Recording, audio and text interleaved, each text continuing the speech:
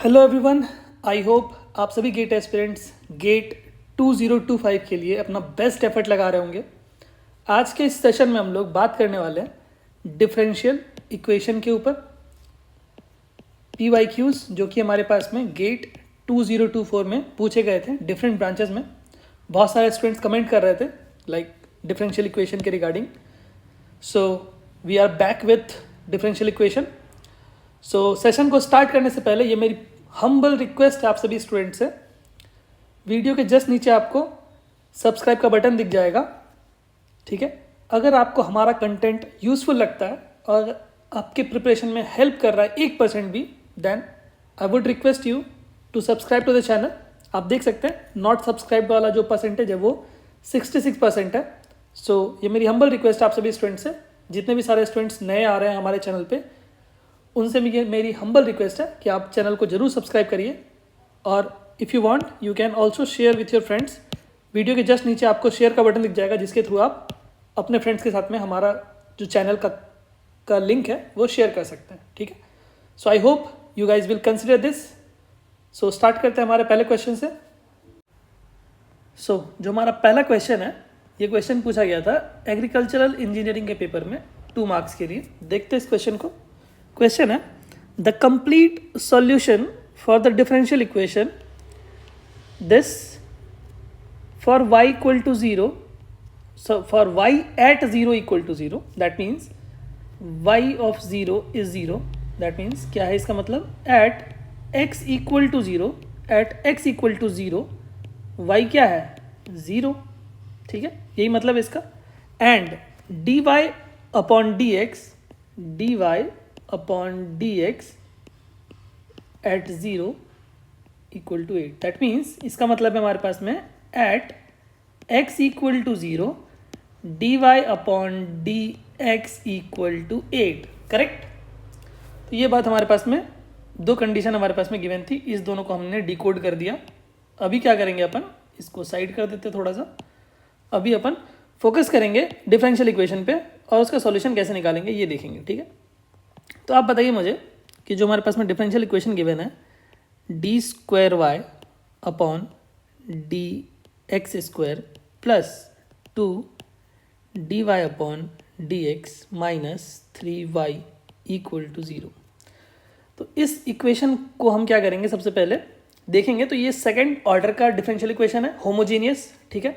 तो इसको सॉल्व करने के लिए हम क्या करेंगे, सबसे पहले कैरेक्टरिस्टिक इक्वेशन निकालेंगे। इसका कैसे निकालते हैं कैरेक्टरिस्टिक इक्वेशन, तो ये हो जाएगा हमारे पास में λ² plus 2 lambda minus 3 equal to 0।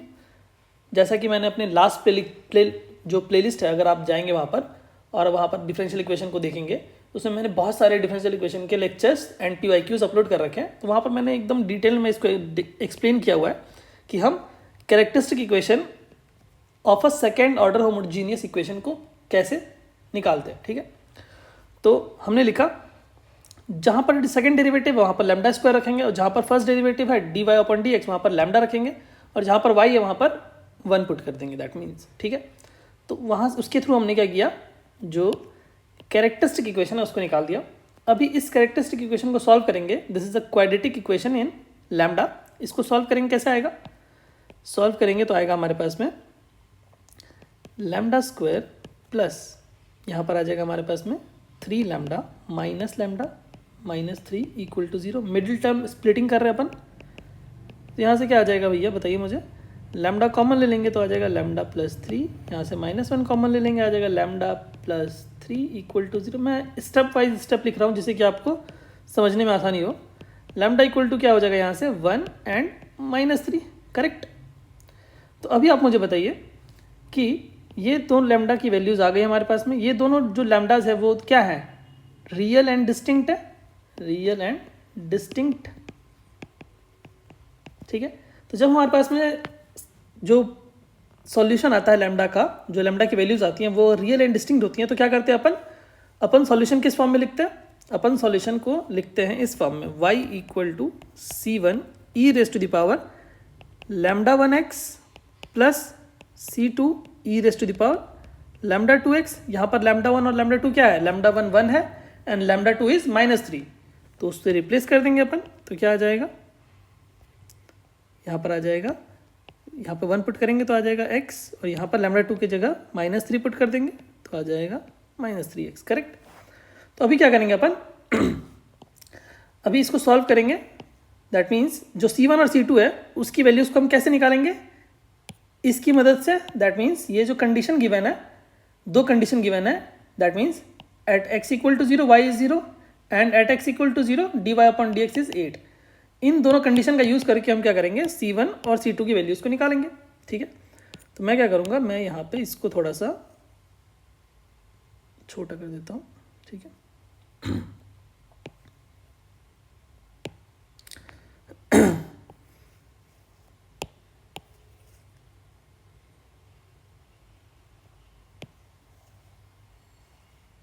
Correct.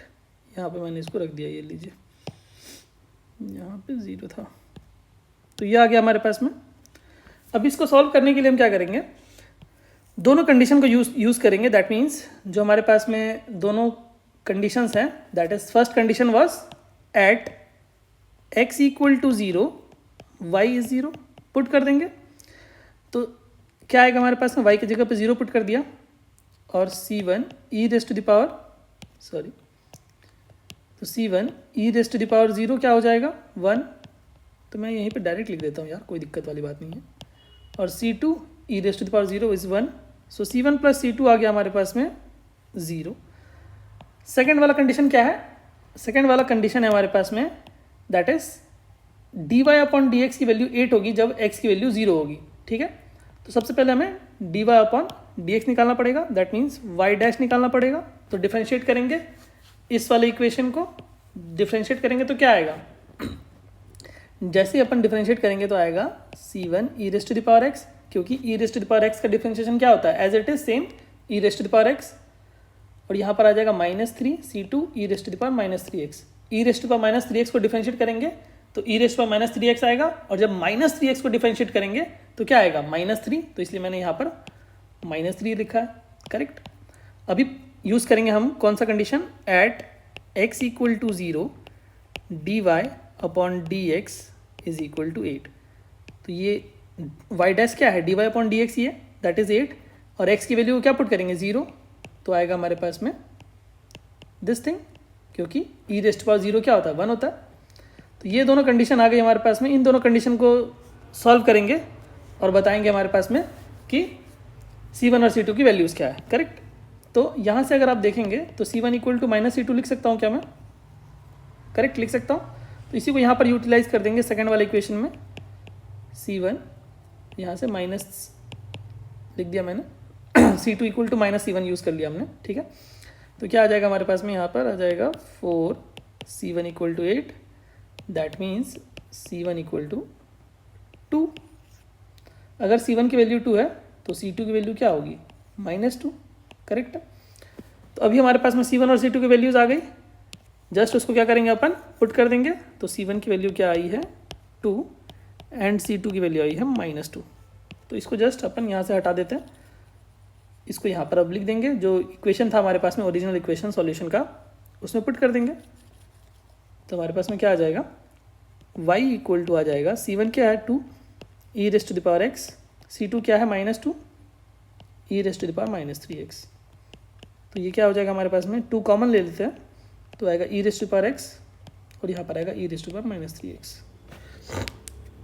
तो अभी बताइए मुझे, क्या ये आपको सॉल्यूशन में दिख रहा है, तो आप बोलेंगे ऑप्शन ए में तो नहीं दिख रहा है, क्योंकि ऑप्शन ए में तो e raise to the power 3x है, और यहाँ पर भी ऑप्शन सी में e raise to the power 3x है, तो ये दोनों तो गए।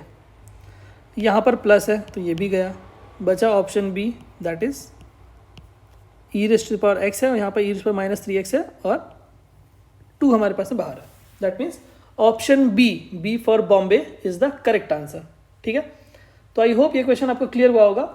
इस टाइप के अगर आप PYQs देखेंगे तो भर भर के क्वेश्चन आपको characteristic equation of a second order homogeneous differential equation का आपको पूछा जाता है। उसके बाद उस कैरेक्टरिस्टिक इक्वेशन का आपको रूट निकालना पड़ता है और आपको सॉल्यूशन निकालना पड़ता है, हैविंग डिफरेंट रूट और रिपीटेड रूट और कॉम्प्लेक्स रूट। तीनों केस के लिए आपको सॉल्यूशन पता होना चाहिए। मैंने ऑलरेडी प्लेलिस्ट में इसके रिगार्डिंग एक्सटेंसिवली आपको लेक्चर्स प्रोवाइड करा रखा है, आप वहाँ से देख सकते हैं, मैं इसका लिंक आपको डिस्क्रिप्शन बॉक्स में डाल दूंगा, ठीक है।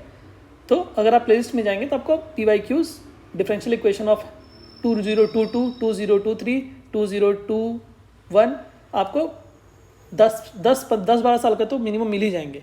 मैंने ऑलरेडी अपलोड करके रखा हुआ है प्लेलिस्ट में, ठीक है, तो आप वहाँ से देख सकते हैं, ठीक है। तो बात करते हैं हमारे नेक्स्ट क्वेश्चन के ऊपर।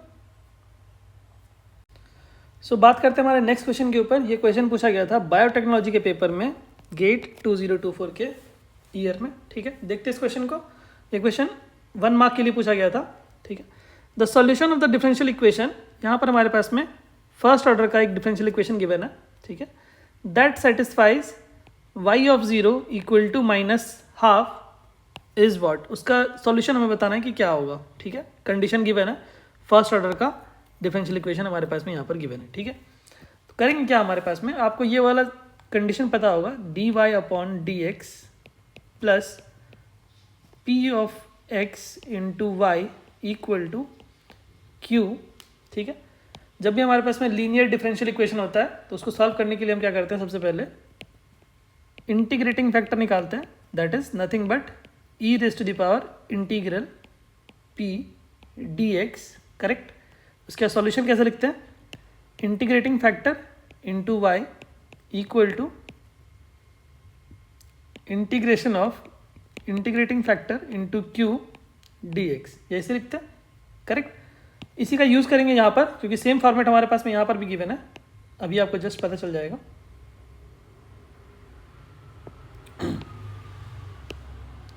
तो हमारे पास में जो डिफरेंशियल इक्वेशन गिवन है that is dy/dx minus y लिख सकता हूँ मैं, क्या ऐसा, correct, equal to e raise to the power x। अभी इन दोनों को आप कंपेयर करेंगे तो आपको समझ में आएगा कि p क्या है और q क्या है। So p is nothing but -1 here and q is nothing but e raise to the power -x here in this question. तो इंटीग्रेटिंग फैक्टर अगर आप निकालने की कोशिश करेंगे तो आपको मिलेगा e raise to the power integral -1, क्योंकि p की वैल्यू क्या है, -1 यहाँ पर, dx। तो क्या आ जाएगा हमारे पास में, आ जाएगा e raise to the power -x is the integrating factor.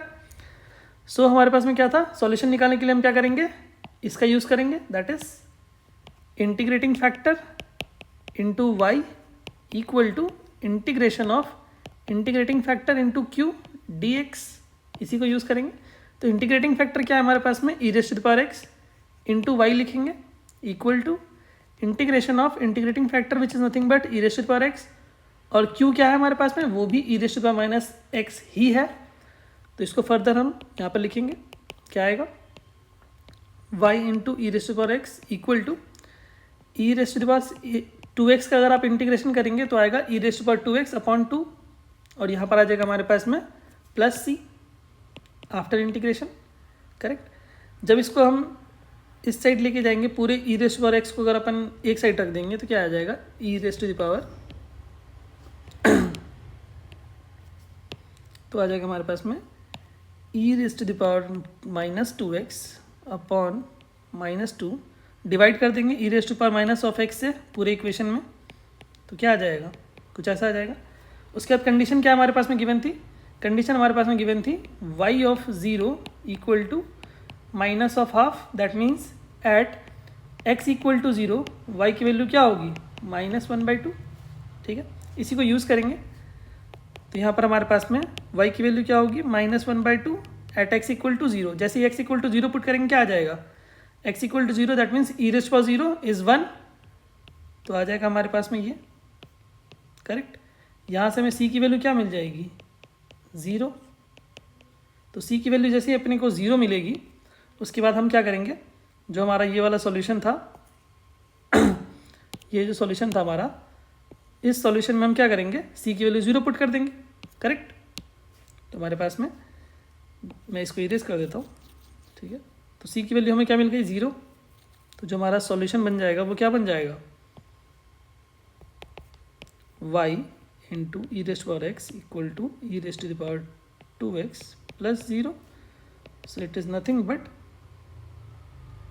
y equal to क्या हो जाएगा, e raise to the power -2x upon 2 divided by e raise to the power minus of x which is nothing but e raise to the power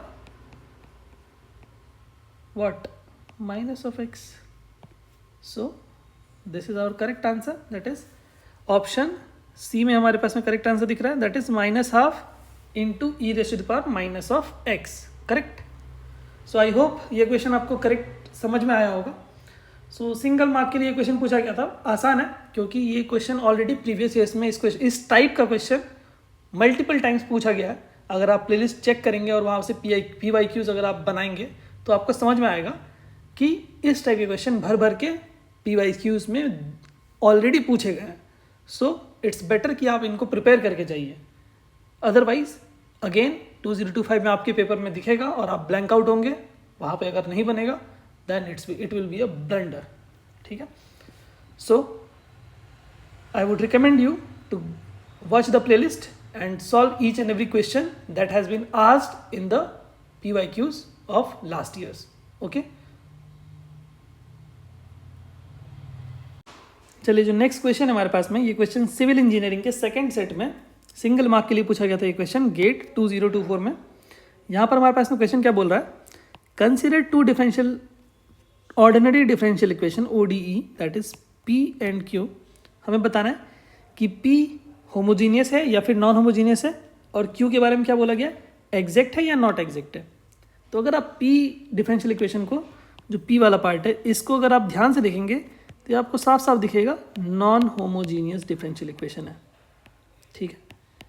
क्यों? क्योंकि हमारे पास में equal to 0 वाला part यहाँ पर दिख ही नहीं रहा है, तो होमोजीनियस वाली बात ही नहीं आएगी. ठीक है. अभी हमारे पास में Q के बारे में अगर मैं बात करूँ, that is Q differential equation क्या गिवन है, which is nothing but dy upon dx equal to minus of y square upon x square. इसके बारे में बात हो रही है.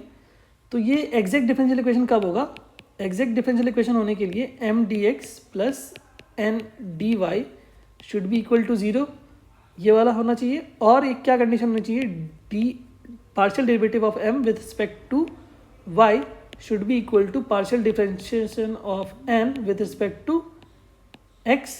ये होना चाहिए, तभी हम बोल सकते हैं कि क्या होगा, ये एग्जैक्ट डिफरेंशियल होगा. तो ये दोनों कंडीशन हमारे पास में यहाँ पर मैंने लिख दिया है, तो इसको यूज़ करेंगे अभी अपन. मैं इसको ये नहीं देता हूँ या फिर इधर यहाँ रख देता हूँ. ठीक है.